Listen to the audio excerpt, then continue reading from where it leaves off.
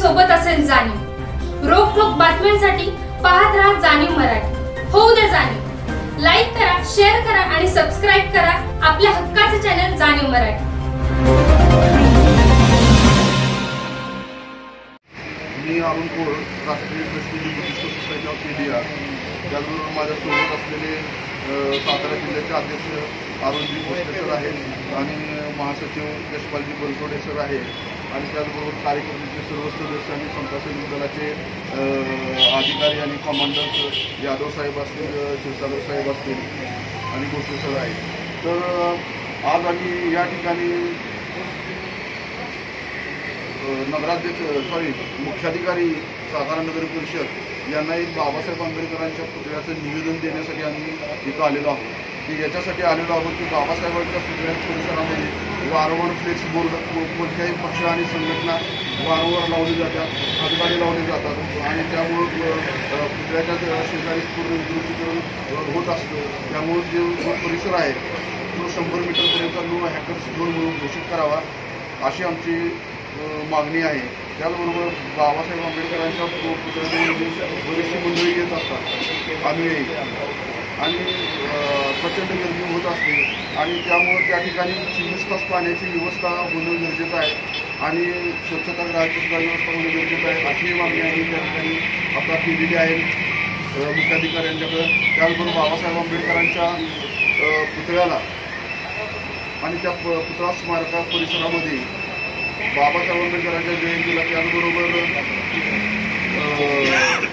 राष्ट्रीय कार्यक्रमाच्या अनुषंगानं पुतळ्याला उत्कृष्ट अशी विद्युत रोषणाई आणि सुशोभीकरण करण्यात यावं ही पण मागणी यावेळेला करण्यात आलेली आहे आणि परत जागेची पण मागणी करण्यात आलेली आहे की जागा बाबासाहेबांच्या पुतळ्याच्या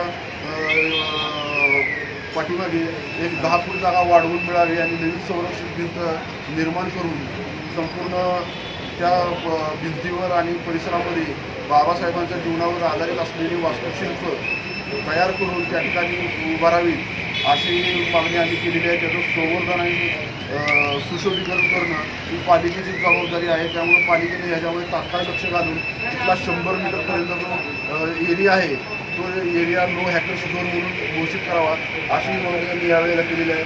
यावेळेला सर्व समता सैनिक दलाचे कमांडर्स आणि अधिकारी त्याचबरोबर बुद्धिस्ट सोसायटीचे सर्व पदाधिकारी या ठिकाणी उपस्थित आहेत। तरी परत एकदा त्यांना मागणी केलेली आहे आणि ही मागणी जर लवकरात लवकर मान्य जर नाही झाल्यास आम्हाला लोकशाही मार्गाने परत एकदा तीव्र आंदोलन करावं लागेल। पण तशी वेळ येणार नाही। नगरपालिकेची सहकारी भूमिका आता तरी दिसते आहे, त्यामुळे आम्ही त्याची वाट पाहू आणि त्यानंतर आमच्या संघटनेचा नंतर निर्णय आम्ही त्या पद्धतीने घेऊया।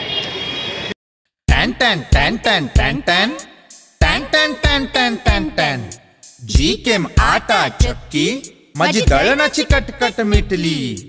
टॅन टॅन टॅन टॅन टॅन टॅन टॅन टॅन टॅन टॅन टॅन टॅन गहू ज्वारी बाजरी millet spices cereals grind everything here जीकेम आटा चक्की।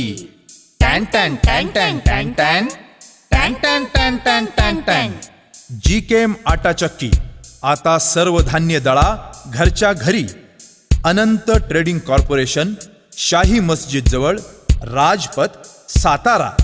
टॅन टॅन टॅन टॅन टॅन टॅन टॅन टॅन टॅन टॅन टॅन टॅन।